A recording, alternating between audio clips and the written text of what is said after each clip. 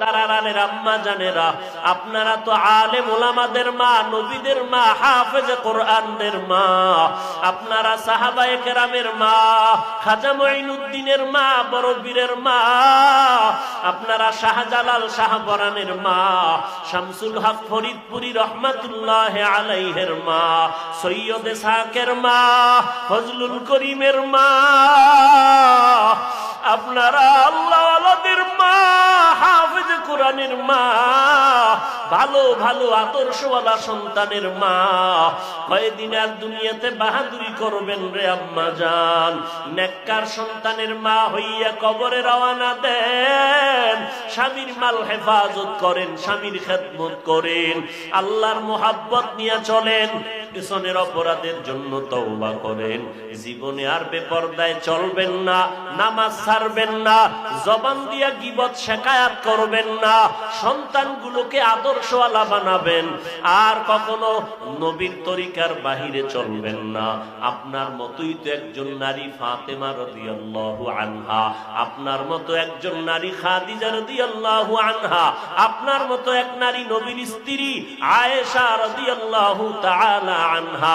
শুধু তাই না, বর্তমানে আপনার মতো বহু আল্লাহর বান্দি এখনো ঘরে আছে, 5 ওয়াক্ত নামাজ তো পড়েই, রাতের বেলা তাহাজ্জুদের নামাজও পড়ে, আল্লাহর কাছে নামাজ পড়ে দোয়া করেন, স্বামীর খেদমতের জন্য দোয়া করেন। কোন মহিলা ঘরের মধ্যে বসে যদি নামাজের মুসাল্লায় স্বামীর জন্য দোয়া করে, ও আল্লাহ, আমার স্বামী রাত নাই, দিন নাই, ঘুম নাই, আরামে ঘুমাইতে পারে না, খানা খাইতে পারে না, আমাদের মুখে হাসি ফুটানোর জন্য, সন্তানের আরামের জন্য দেশ বিদেশ সফর করে, কত কষ্ট করে, ব্যবসা করে, কত মানুষের বকা, কত মানুষের সাথে তর্কে জড়ায়, শুধু আমাদের আরামের জন্য। ও আল্লাহ, আমরা ঘরের মধ্যে আছি, স্বামীকে হেফাজত করেন, স্বামীর কামাই রুজিতে হালাল ভাবে বরকত বাড়ায়া দেন। আয় আল্লাহ, স্বামীর কামাই রুজিকে আমাদেরকেও হায়াতের মধ্যে বরকত দান করেন। কোন মা যদি স্বামীর জন্য এইভাবে দোয়া করে, ওই ঘরটা বেহেশতের বাগান হয়ে যাবে।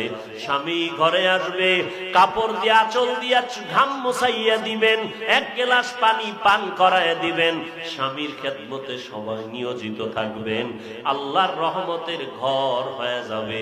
কিয়ামতের ময়দানে আল্লাহ স্বামীর খেদমতের বরকতে জান্নাতের দরজা খুলে দিবেন। ওয়া খুলিকাল ইনসানু যায়ীফা,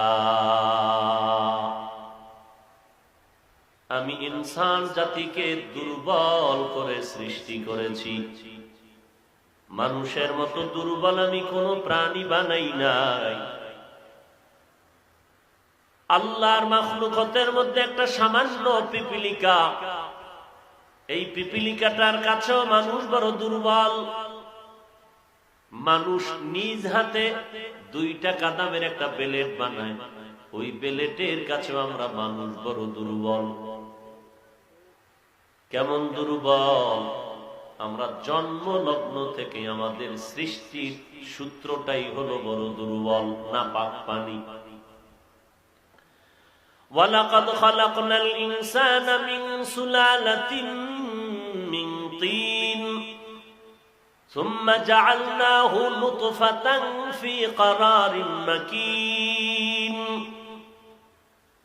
সুম্মা খালাকনান নুতফাতা আলাকাহ ফাখালাকনাল আলাকাতা মুদগাহ ফাখালাকনাল মুদগাতা ইযামা فكسونا العظام لحما ثم أنشأناه خلقا آخر فتبارك الله أحسن الخالقين।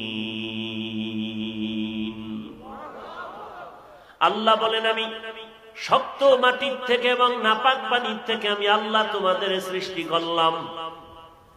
নাপাক পানিটাকে 40 দিন করে আমি আল্লাহ ফেরেশতারে কাজে লাগাইয়া মায়ের গর্ভে এটাকে নাপাক পানিকে রক্ত, গোশত, হাড্ডি, আবার গোশত দিয়া সুন্দর একটা স্ট্রাকচার তৈরি করলাম।